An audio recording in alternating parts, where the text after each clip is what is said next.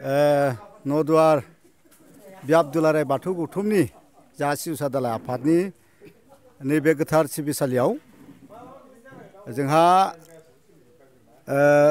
रुफाथि फोरबो खुंनाय हाबाफारिनि दिनैलाय खुंथायाव आंखौ आलासि महरै हांख्रायदोंमोन।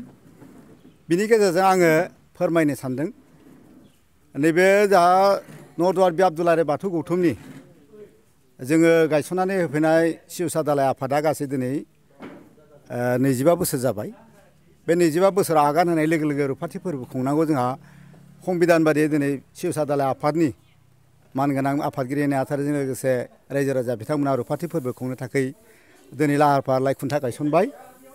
बिनि गेजेरजों आं बेखौनो फोरमायगोन जोंहा बे नदुवार बाथौ गौथुमनि साहा बाहागोआव थानाय बे सिउसा दालाय आफादा अरुणाचलनि सिमायाव दङ।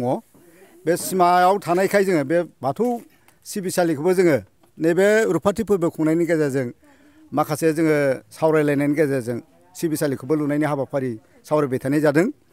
आसा खालामदों बे फोरबो खुंनायनि गेजेरजों हयथ' बे रायजो राजा बिथांमोनखौ जोङो एसेबाबो सांग्रां लाबोनो हागोन बेखौ मिजिंथिदों आरो बेजों लोगोसे बे फोरबोखौ खुंनाय माखासे हाबाफारियावनो जोङो नदुवार बियाबनिफ्रायबो माखासे अनसुंथाइ एसे हरनायनि हाबाफारि लादों दालाय आफादाव।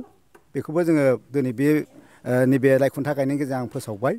आसा खालामदों बेबादिनो बयनिबो हेफाजाब मददनि गेजेरजों बे रुफाथि फोरबोखौ खुंफुंनो हागोन बेखौ मिजिंथिदों आरो बे रुफाथि फोरबो खुंनायनि गेजेरजोंनो बे सिउसा दालाय आफादनि जे हाबाफारिफोर बे हाबाफारिखौ मावलांनायाव हयथ' एसेबाबो रेजें मोनगोन बिथांमोना आरसि आफादा। बेखौबो आं बिथांमोननिसिम जोंनि हेफाजाब होनायखौ आं खावलायबाय। बिथांमोननो जों अनसुंथाइ हरगोन बेखौ आं खावलायबाय मोनगोन होननानै।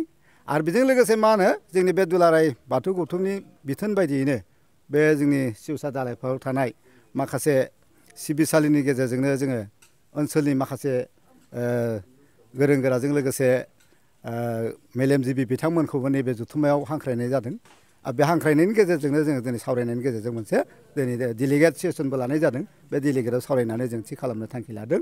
आरो बेजों लोगोसे जोङो नैबे सिउसा दालाय आफादनिनो बे सिमायाव थानाय अरुणाचल सिमायाव थानाय बे सिबिसालि लुनाय हाबाफारिखौबो जोङो ओइदिनखालिनो मोनसे डेलिगेटनि गेजेरजोंनो सावरायनानै थि खालामनो थांखि लादों।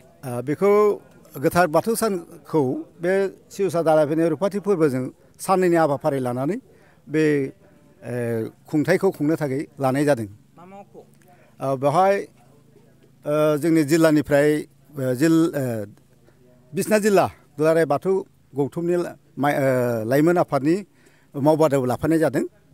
आरो बेजों लोगोसे जोंनि नदुवार बियाब दुलाराय बाथौ गौथुमनिनो जोंहा बाव माखासे बियाबनि सोमोन्दै सावरायनो थाखाय जों डेलिगेट सेसनबो लाफानाय जादों।